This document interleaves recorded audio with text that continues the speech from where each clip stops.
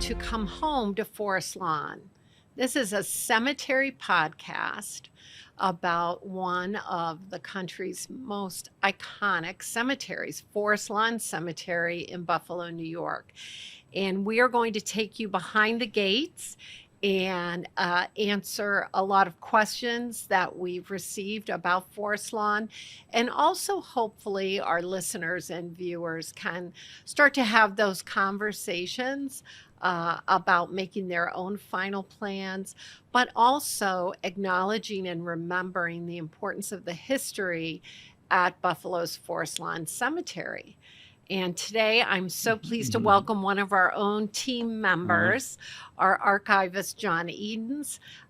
John has an illustrious career at the University of Buffalo. Well, the University of Buffalo, University of Georgia, and Emory University. And Emory University. Yeah. So we have a Southerner here north of the Mason-Dixon. That's right. And after you retired from the University at Buffalo, that's right, you joined our team. That's right. And John is the archivist of Forest Lawn Cemetery Group, remembering that we have 14 cemeteries. But today we're going to talk mostly about the mothership, Forest Lawn at Delaware and Delavan.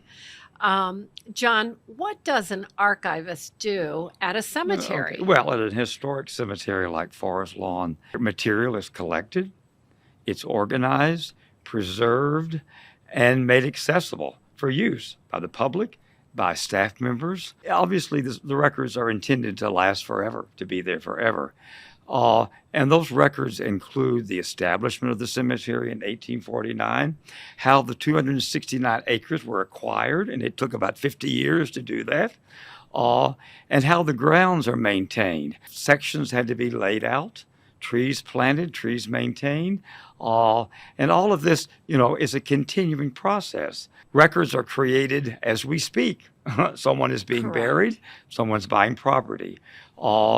And also, the most important records are perhaps those having to do with the people who are buried at Forest Lawn or entombed there. And those 170 some odd thousand individuals. We know a lot about some of them, very well-known names. We know somewhat about others, but there are many, many thousands that we know nothing about. We're enhancing the records every day. We're enhancing our knowledge of the cemetery, and we're enhancing our knowledge of individuals. Let me give you a very quick example. I was responding to an inquiry about Anna Catherine Green, the mystery writer, and I came across an article from the old Buffalo Evening News, I believe, and it was talking about some Buffalo women that were going to be recognized in a book, and this was early 1932. And one of Anna Catherine Green was one of them, but another one was this Elizabeth Dickinson. And they made some reference about a jewelry business. I thought, well, that's interesting. I wonder if she's at Forest Lawn. Well, she is. And that led to an investigation of just who was Elizabeth Dickinson. Died on Christmas Eve, 1931, in her home on Linwood Avenue.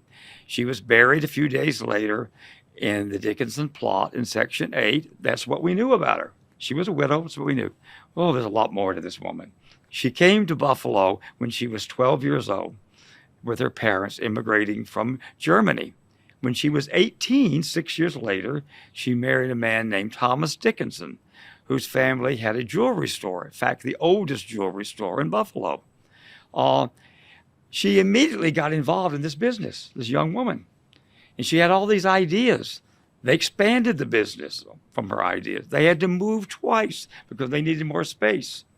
Thomas died in 1896, and between 1896 and 1931, for the most part, Elizabeth ran the business and expanded it. And she became one of the nation's top diamond experts. When she died, in 1931, her lengthy obituary told all about her accomplishments and so forth. And there was a subheading which caught my attention. Feminist for 75 years. Now, this was 1931, okay? And it told how, it quoted her, she was a very strong believer that a woman who was capable of working and having a profession should do that and should not stay at home. She also had a habit of trying to hire women rather than men in the jewelry store. So now, a week later, we know much more about this woman. And that's just one example. One of 170,000 plus stories. That's right. So our records are evolving. Always evolving. How long have you been at Forest Lawn? Since January of 2013.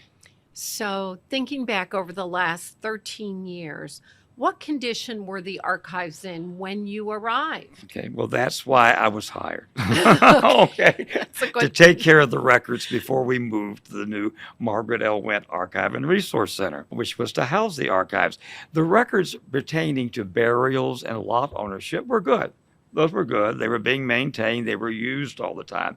What had been ignored were the records having to do with the cemetery's establishment, its administration, governance, development. All of those things were ignored. And they were everywhere in the administration building. They were in vaults, they were in drawers, they were in boxes. So that's what had to be done in order to get those records all organized and available for use.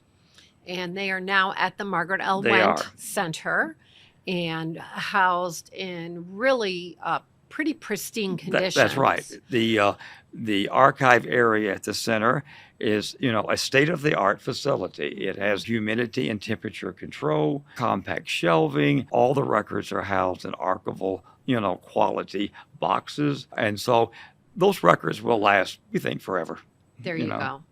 Well, you have records going back 175 years. That's right. As you noted, including the first deed when the property, the first 80 acres were purchased. That's correct. That's correct. And that is a very interesting group of records.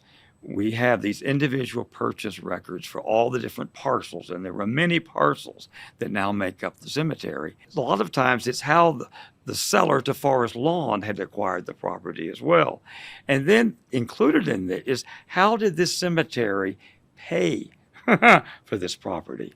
And they use some ingenious ways. Let's say by the 1880s, the cemetery was free of debt. They had paid for everything by then. Along with that kind of record is also a very early record called the Death Register, which from the very beginning records burials in the cemetery, with information about the deceased. And for some people, that's the only record we have. Mm-hmm. That person may not have a monument on his or her grave. So what's in that death register really tells it all. Well, and I've had the privilege of being in the archives and actually seen some of those very early death registers. And people often say to me today, I don't really have a strong feeling about what should happen to me when I die. And I say, my gosh, your death and the recording of where you are laid to rest is the bookend on your life. That's right. And it's so important to do. And so even people that feel, it doesn't matter what you do or where I go, it's That's very right. important. Thinking about our archives and the collection, are there any unique items of interest that are very unique for you as an archivist? Well, I guess the early purchase records, the death register, those are very interesting.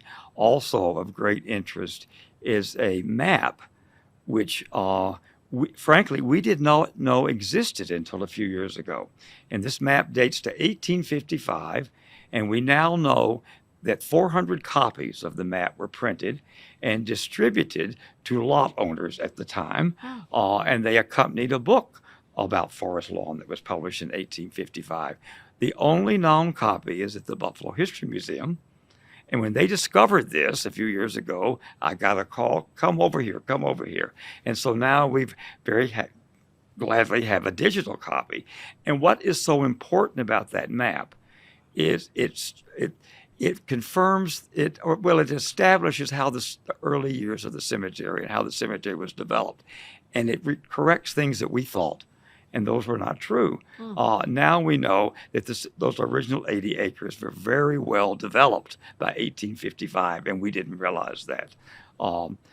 The other thing we have that's interesting is this has to do with what I would call ephemera. Uh, we have a lot of objects that have surfaced through the years Yes. that help tell the cemetery. Everything from letterheads, how it's changed through the years, forest lawn branding items, Yes. branded items. Those are all very interesting. Also, we have a dynamite blaster. Okay, and that's on display in the archives room. Forest Lawn, there was a quarry in Forest Lawn for many years, and the cemetery used granite from that quarry to build bridges, administration building, the chapel, all of that is, they also sold quarry. Unbelievable. Blocks of quarry. And in that area of Buffalo where the cemetery is located, you see many houses that have block granite foundations and basement walls. Most likely that came from Forest From Lawn. Forest Lawn. That is great. Thinking about all of our partners, cultural partners, the History Museum, the library. Is it the Grosvenor Room? Grosvenor Room, The yes. Grosvenor Room at the library is just an incredible resource. Outside of the cemetery archives, what other sources do you rely on, sort of, Well, to fact check and to add to that's the right. collection? Well, obviously the two you mentioned, the History Yes. Museum and the Grosvenor Room at the Public Library, are invaluable. And they have archival material as well as published material that's a very important to us. Today, we're able to use some online resources that weren't available years ago. There's Find a Grave and Ancestry.com. Those have useful information, but we can't, I hate to put it, believe everything we find on Just that. because it's on we the have computer. to, confirm some of this.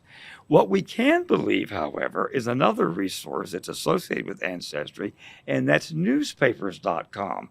If we have this, here we have a reproduction of the paper, here is this article, we're going to accept that in most cases. And the coverage for Buffalo is outstanding. And thanks to the Buffalo History Museum, they allow Ancestry to film all of their microfilm, to digitize their microfilm. Yes. And so we're the beneficiary of that, Yes. and so that's a wonderful resource. Well, that's really good to know and good to keep in mind. I know that we're here in the Buffalo News newsroom, and I know how much we rely on the work of journalists and obituaries and sort of the official recording of death to help verify family names and locations, and really to just make sure the data is accurate. I would say, as an archivist and as the cemetery CEO, we have a very mutual passion and shared interest for accuracy. See, that's correct. And I will say that when we talk about a cemetery and perpetual care, we have a perpetual maintenance fund. Every time you buy a grave or a niche, 10% goes into a trust. That trust now is $42 million. And that is to assure not only the physical records, but the digital records are maintained and remain. And that is part of that really in cemeteries today. And to build on that, I think every individual buried or entombed at Forest Lawn, and many of these people have no monument on their graves. Yes, many unmarked They're graves. in a sense unknown. All of these people deserve to be in our records. They deserve to have their name correct, the correct date of death. They deserve that, and that's a challenge, that I won't see it accomplished, but I hope others following It's me never will do. ending. It's never It's ending. never ending. And learning of the history of the cemetery is never ending, Yes. constantly learning something new. Well, one area that I know having an archivist is so important, and especially to Forest Lawn, is it informs and validates the content on our award-winning tours. Really, usually from March or April all the way until November 1st, we have sold out tours, trolley tours, walking tours. We have self-guided tours that people can take year round. QR codes at very important monuments around our cemetery that people frequently just come to town or come from another place Nice. and visit. So it's very important that the archives are in step with our tours and making sure that we update and correct things as they need corrected. That's right. That's correct. One thing John did not highlight early on in his introduction is the work that he does to verify and validate information publicly about Forest Lawn. And in conjunction with our 175th anniversary, we published a beautiful book, Pensive Beauty, that was authored by Melissa Banta, who works at a peer cemetery, Yes. Mount Mount Auburn, Auburn in Cambridge, Massachusetts, also part of the rural Cemetery Movement. And John had a very important role in that book, which we are not here to sell books, but I would be remiss if I didn't say Forest Lawn does have copies of Pensive Beauty available. You can go online and order, or you can come to the Wentz Center, That's maybe right. see John one That's day, right. and pick up your own copy of this beautiful hardcover book that contains so much history about Forest Lawn, and it really is Buffalo's history. That's right. Our 269 acres, Huh. the Arboretum, 17 miles of road, 2.5 miles of black wrought iron fence that will need replaced. My superintendent tells me very soon. All of that really is worth not just preserving and saving, but continually refreshing and updating and really capturing, right? So I guess, John, as an archivist, if there's anybody watching or listening that says, oh my gosh, I have something in the attic about Forest Lawn, not your mother's ashes, No, by the no. way. Although we'll take those too. We have beautiful place and space. But really, if someone has something that they don't know what to do with, but they don't want to necessarily just get rid of it, are there things we're looking for in yes. our Oh, collection? yes. Okay. Particularly on the 19th and the first half of the 20th century. Okay. Purchase records, any communication with the cemetery. The families wrote about things at the cemetery. And also, and perhaps this is the most important one, photographs. Late 19th century, early first half of the 20th century, photographs of the cemetery, the landscape, and also family lots, monuments, burials. We are constantly looking for that type of thing. So I encourage people, go to your attic, look at the back of that closet, and maybe this is the time to do something about that material. And go to our website, fill out the form there about you're asking a question. Contact us. And contact us. We'll Yes. get back in touch with you. Yes. Very, very important to us because particularly these photographs to see what the cemetery looked like at a particular point in time. Julie, I want to go back to one thing about Sure. interesting things in the archives, and this is something that might surprise people. But in 1890s, and then again in the first half of the 20th century, there were several occasions when the city of Buffalo and the state of New York tried, and in one case succeeded, in taking property from Forest Lawn. They want to build streets through it. And an early plan for the New York Thruway was to come through the middle of Buffalo and come right through the edge of Forest Lawn, right by the Red Jacket statue. Okay? And another one in the 1950s was to build a tunnel on Delaware Avenue under Gates Circle and come out around by Potomac. All of these things would have, taken Forest Lawn property. And we have all of the drawings of those things and the plans. E.B. Green, who did the expansion of our chapel, historic Yes. 1882 chapel. He expanded it in 1933, but it remained a Gothic structure. E.B. Green went off to Italy in the 1930s and got an idea. He came back and went to the Forest Lawn trustees and said, let's expand your chapel more and let's change the style to Italian. Oh my. Okay. That did not happen. That happened, but we have the plans. Oh my. E.B. Green plan. We have the E.B. Green's plans for this Gosh, Italian did not remake know. of the chapel. Who knew? We also have his source material he picked up in Italy. Now, I don't know whether he left it intentionally, he forgot it, or he walked off in anger when the trustees said no. No. But we have it. Oh my gosh. John, I learned something new every time I sit down with John Edens. And I will tell you, everyone else on our team feels the same way. I do want to thank you so much for your time and for your passion for Forest Well, Lawn. it's always an honor for me to talk about the archives and talk about Forest Lawn. Great. Well, thank you so much. And for everyone watching and listening, we want to thank you so much for tuning in to Come Home to Forest Lawn, a podcast about cemeteries. Thanks so much for joining us.